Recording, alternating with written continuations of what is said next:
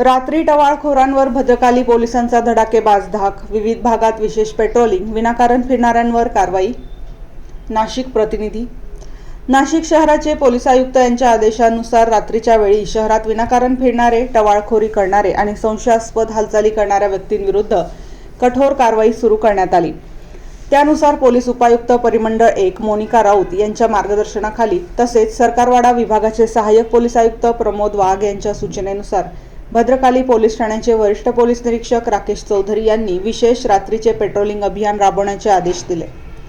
या आदेशानुसार भद्रकाली पोलीस ठाण्याच्या गुन्हे शोध पथकाचे अधिकारी ज्ञानेश्वर मोहिते यांच्या नेतृत्वाखाली पोलीस हवालदार साळुंखे, कय्यूम सय्यद, जंद्रे आणि जयेश यांनी विशेष पथकासह रात्री उशिरापर्यंत गस्त घालत विविध ठिकाणी कारवाई केली।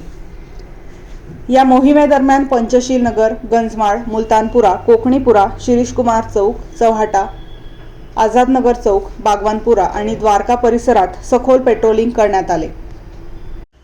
सार्वजनिक ठिकाणी विनाकारण फिरणारे, गर्दी करून बसणारे तसेच संशयास्पद हालचाली करणाऱ्या टवाळखोर इसमांची चौकशी करून त्यांच्यावर कायदेशीर कारवाई करण्यात आली। या धडक कारवाईमुळे भद्रकाली पोलीस ठाण्याच्या हद्दीतील टवाळखोर तसेच गुन्हेगारी प्रवृत्तीच्या व्यक्तींमध्ये पोलिसांचा चांगलाच धाक निर्माण झाला असून अनेकांनी परिसरातून पळ काढल्याची माहिती पोलिसांना दिली। कायदा व सुव्यवस्था अबाधित राखण्यासाठी तसेच नागरिकांना सुरक्षित वातावरण मिळावे यासाठी अशा प्रकारच्या विशेष रात्रीच्या गस्त आणि कारवाया पुढेही सातत्याने सुरू राहणार असल्याचे भद्रकाली पोलिसांनी स्पष्ट केले आहे। वृत्तसंकलन रफिक सय्यद।